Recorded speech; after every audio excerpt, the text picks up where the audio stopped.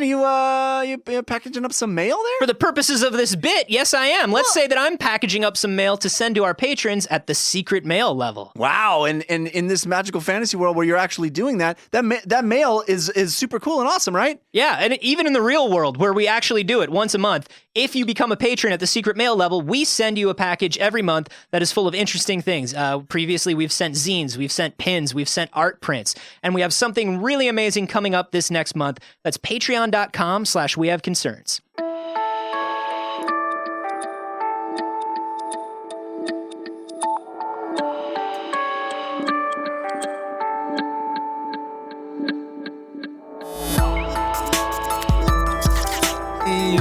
We live in a hellscape right now? I would say we live in a hellscape right now. That's fair. This is We Have Concerns. Hi, Jeff Cannata. Hi, Anthony Carboni. Hello, concerned citizens. We talk a lot. Yeah, we do. We never shut up. What is wrong with us? Wouldn't we know. just give it a rest for a goddamn second? How do we somehow try to make science about us?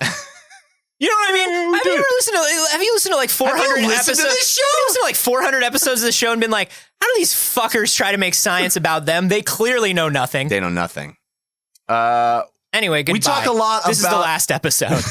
This is our farewell / we hate ourselves. We talk a lot about the CRISPR-Cas9. Mm-hmm. In fact, I think at one point I called it the future of science. It is changing the way we think about what is possible in biology. Sure. CRISPR-Cas9 is a tool that allows scientists to edit the genome, that allows you to do actual DNA reconstruction. I imagine it as a large, glowing, humming tube, but that's not what it is. But you can continue to imagine it that way the same way I do. Yeah, I would be cool if it was a humming tube. If it was some sort of like 60s sci-fi gene editing tool. I kind of picture it as like the thing they use to reconstruct Lilu in The Fifth Element. Yeah. That's what I picture as. It's not that, guys. It's like software. By the way, it's software in a printer. I would make Lilu in a heartbeat if I had a CRISPR-Cas9. Let's just like make me a Lilu. Lilu Dallas Multipass. That's why Lilu's. Yeah, that's why they won't. That's why they won't give you one. It's probably true. Because there are a lot of ethical concerns that just raised up. Not even theoretical ethical concerns about CRISPR, but just ethical concerns that I now have about you as a person. Well, anyway, moving on. It's justified.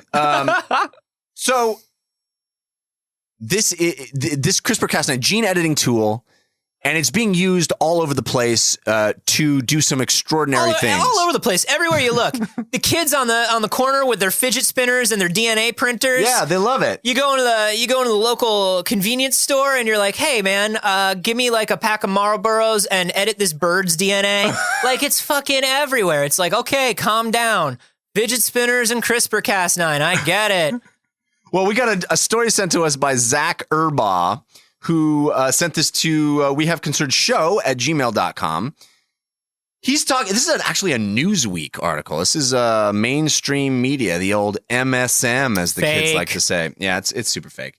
There is a new study out that says that we might be misappropriating our faith in the CRISPR-Cas9. It may be... Heavens no. Editing the very building blocks of life might be a little beyond us right now. It does seem like we may not be understanding the powers with which we're working. You know, I don't buy it. We're fine. Everybody's always like, don't go into the weird old cave that glows with the runes. You don't know what's in there. You can't handle it. Fuck you. Fuck you. I came out feeling so empowered. I go in. I'm sure. Did I think I was only in there for 5 minutes? Yeah. Sure. How long was I in there? Did I come out with a long white beard? Maybe. How long was I in there, Jeff? You were in there 27 years. Wow. And then I came out, started this podcast. Everything's fine. Everything's fine. Here's what this study did. They actually looked at a bunch of mice that had their genes edited to try to edit out blindness in mice. They were trying to correct blindness in mice, and it actually had the intended consequence. But what they did was they took all these mice that had been edited using the CRISPR-Cas9, and they looked for other gene anomalies that may have popped up post-crisping. Okay. And what they found was 1,500 other small changes in their genes and 100 large changes. There's a ripple effect. And not one of those changes had been predicted by the people doing the editing. So none of these were intended. Changing 100 genes. 100 big changes, 1,500 small changes. Okay. So they changed a few genes for blindness. Correct. Do they give a number on that? No, it says that they just edited it out. That's all we know.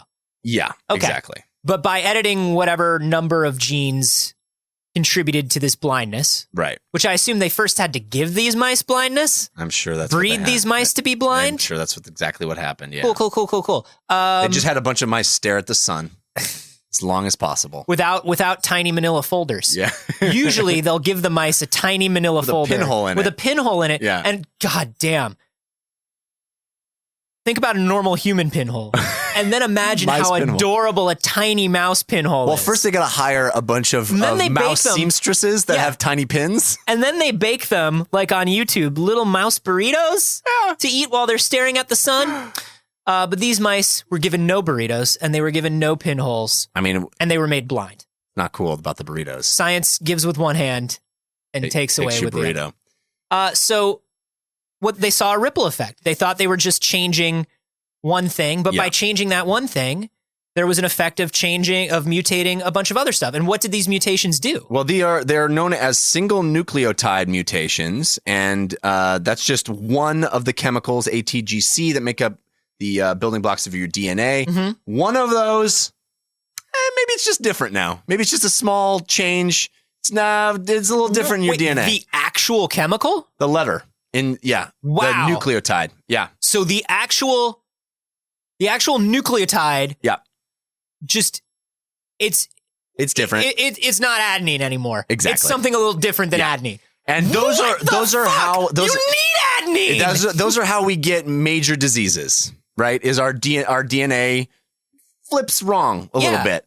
So 1,500 of those in mice.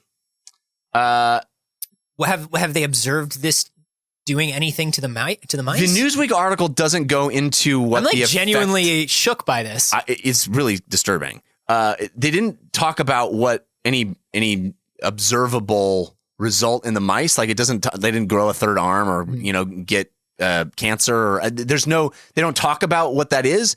They seem exactly the same, but it's like a darkness to them. Mm-hmm. There's like a Even if you look directly at them, you feel like you're seeing them out of the corner of your eye. Yeah, it's weird. It's weird. It's not visually a shimmer. It's almost a shimmer in my memory. Yeah. When I look at these mice. You know what? I've never really put it in those terms, but I think you're hitting on it. I think that's exactly what it is. I could have sworn. I hesitate to say sinister. I hesitate to say. Yeah, you don't want to say that. Because it's just a mouse. You could have sworn they were right there, but they're right there. Is that what you're kind of talking about? Like you could have sworn they were. I just looked and they were just right there, but now they are. They are still right there, but now they're also right there. But like, why is that wrong to me? It's definitely like, feels why wrong. is that wrong? Something's off. Yeah. And then there are the children that are disappearing. You think that's related? I mean, because no, and it's weird when I try to remember one of the kids that disappeared. Yeah. I can't. I know that there was a kid. I know that there were 3 mice and now there are 15. I know that all the scientists involved in the study. And I knew that there were 15 kids. Used to have and now kids. there are 3. And I don't know it's weird. It's weird. Is it weird or is it how it's always been? It's hard to say. The important thing is that we've cured blindness in mice. Yeah, they can see now. Yeah. They see it all. Didn't this room have doors? I don't remember. I think I was born here. So the bad news is the first clinical trials for CRISPR-Cas9. The bad news is not that we fucked DNA. Well, the bad news is not that we fucked DNA in mice. The bad news is that mice. the first clinical trials of CRISPR-Cas9 in humans have begun. Yeah. So this is a study that is coming out right on the heels of just starting those human trials when they're like, guys, real quick point. We may be fucking up all mice that do this. Yeah, but those are mice. And also they seem fine. They're right there. Wait, that's weird. They were right. No, they are. They're right there. Definitely right there. They're right there, but they're okay. Have they always been there? Anyway, I feel compelled to put somebody into the glowing tube. So I think it's time to start the human trials. All right. Well, why don't you put your kid into the glowing... Wait, you had a kid, right? Didn't you have a kid? Let's put your kid in the glowing tube while I figure out whether I had a kid. I don't have a... Wait, did I used to have a kid?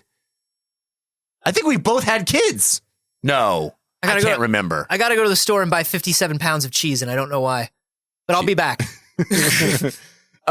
So we're injecting... not injecting. We are injecting genetically modified cells into the lung of 10 lung cancer patients in, guess where? China. And the University of Pennsylvania is editing gene cells in patients with other types of cancer. So we're starting to do this in human beings using the CRISPR-Cas9 to try to edit out cancer, which is a laudable goal. That is something we would like to eradicate cancer by editing genes. All for it.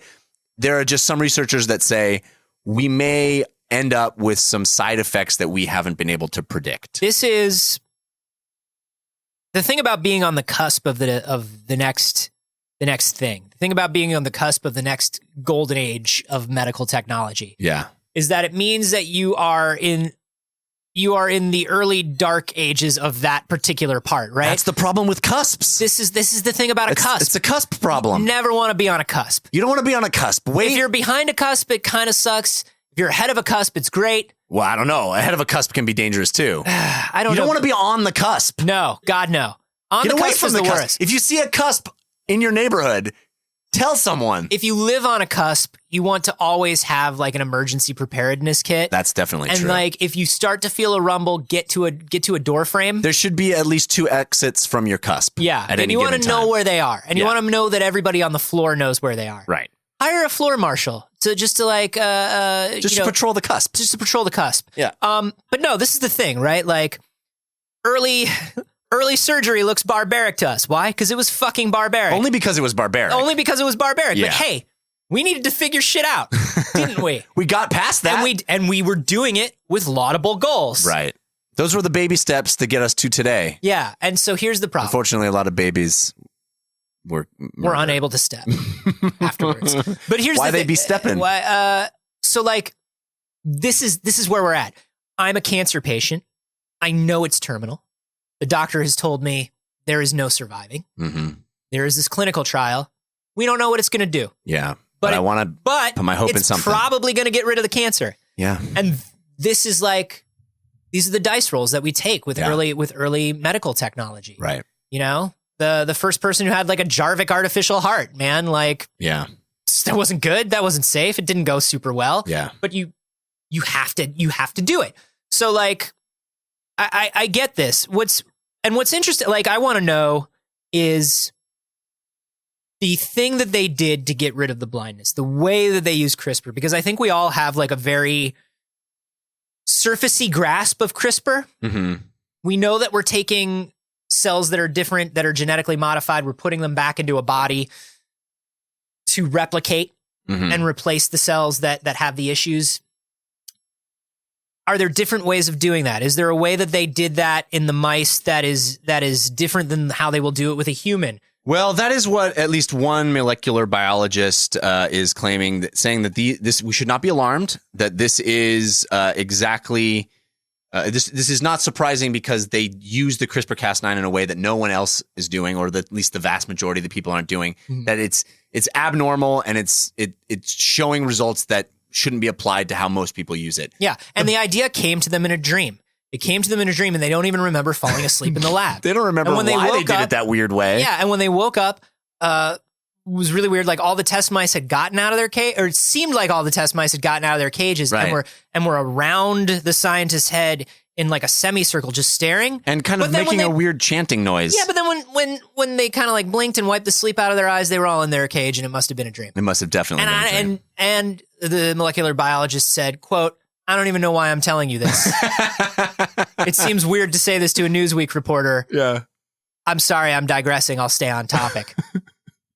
Adding, don't tell anyone of this. So I think what this story is probably saying, I mean, the headline is the headline. It caused mutations that we didn't know it would cause. And that is the headline and that is the story. And there's nothing clickbaity about that. But I think what the subtext that I'm hearing is we are in the early days of CRISPR. We are still trying different techniques Right. of injecting this DNA.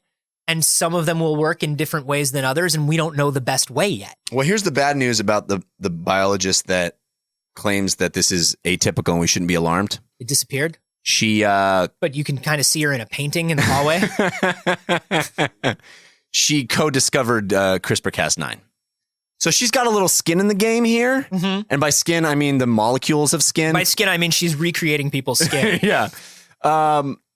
So I appreciate the fact that she's saying don't get alarmed and these are atypical results and they're using it in a way that's not intended.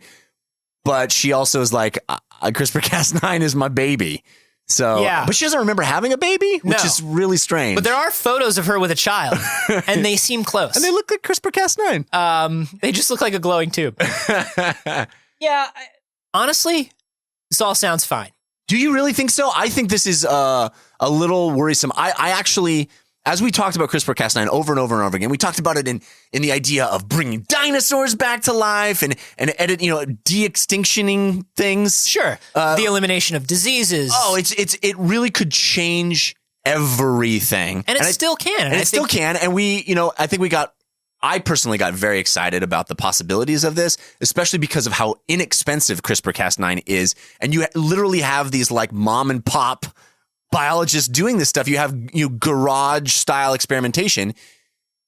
I'm worried now a little bit that there's a problem. It's that we're in the second act of that crazy sci-fi horror movie where it's like all of the wonderful advances now come with a demon inside them. Yeah. Unfortunately. Like the cancer's gone, but why do my legs and my knees bend backwards now? Right. And I just thirst. I thirst. I don't know for what. I built an amazing contraption, but unfortunately a fly landed on the thing. And sure. Now I'm a fly man.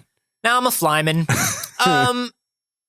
Yeah, but no, because to me this sounds like early neuroscience, early, like we were talking about. You're saying you can't make an omelet without breaking some eggs. Organ transplants. And like, what did we know about organ transplants then versus now about compatibility and attachment rate and things like that? Yeah. This is what happens when you do experimentation. And this is why we do experimentation. The fact that we are starting it on humans, like everybody goes, oh no, we're starting it on humans. But like you said, this is a trial that was probably like cancer patients who volunteered. Oh, I have no doubt. Like my brother is. But they volunteered under the assumption that there weren't going to be 1,500 weird things. They volunteered probably knowing my brother. I think I've mentioned this before. My brother is a pediatric cardiologist. Mm-hmm. And one of the things that he did was he was working on a procedure that corrected literally incorrectable heart murmurs in children. Wow. Incorrectable. Yeah. If you showed up to my brother's lab, you were a kid that was going to die. Wow. You were dead. That's crazy. When he was testing this technique, 1 out of every 15 kids survived. But that was a huge improvement. 14 died on the table. Right. But at least... But they were going to die. Yeah, right. It was going to be 15 out of 15 otherwise. And then as you work on the technique, it gets perfected more and more. You figure it out. And eventually you want to get to the point where it's like, hey, that thing, that condition that was an incorrectable condition doesn't exist anymore. It's fucking polio or whatever. Right. You know what I mean? It's gone. Yeah. Vaccinations are real. But like... That's where we're at. And so you can look at it as like, oh no, science fiction. We're editing DNA. These people don't know what they're getting into. They fucking know. Right. These are people that are flying to China with cancer that is incurable. You're not wrong. And I certainly have a lot of... And they're like, maybe I'm not flying back. Right. But I'm not going to live anyway. Yeah. No, and those people are impressive and heroic in a lot of ways to sort of be on the cusp. Yeah. They're being on they're living on the cusp. But I wonder, when it's like, oh, we're editing these genes. We're looking at these genes. Oh my gosh, we edited them. Oh my gosh, blindness. But it's like, did we look at all the other genes? Did we look? Is this the first? Well, apparently we are. Yeah. Now, apparently we are. Like, I think they're looking every time. I want this to work. I want this to be the future, but I want us to be certain. But here's what it's going to be, right? It's going to be, eventually we're going to get to the point where we know, hey, if we flip this gene, it causes this to happen over here. Right. So we know that we also, when we flip this gene, need to do this. Right. Right. And that's what we're going to learn. Because right now we're looking at it as like, it's a big fucking switchboard, right? Like a 1950s telephone. Yeah. And we're just plugging shit in and we're like Right. figuring out how to connect things to other things. But like, eventually it becomes a holistic system. It's not flipping a switch. It's like, it's like orchestrating. we turn this, we flip this switch, and then we turn this dial, and we kind of lower this, and everything in concert. So we know exactly how to fix it. And that's where we are right now. Right. And look, are we going to have some terrifying flipper babies? You goddamn right we are. And I'm sorry. Can't make a omelet without some flipper babies. Cannot. Look it up. Yeah. Look it up. It's in a Thomas Keller cookbook. Guys, how do you feel about this? I obviously it's spooky in some ways. Yeah. But like, we on that cusp. Do you think we should slow our roll or just live on the cusp? Are we living on that cusp? Let us know. I'm at eCarboni. I'm at Jeff Kanata. And you can hashtag those on the cusp. On the cusp. And hey, guys, I want you to know that Clash of Concerns is back.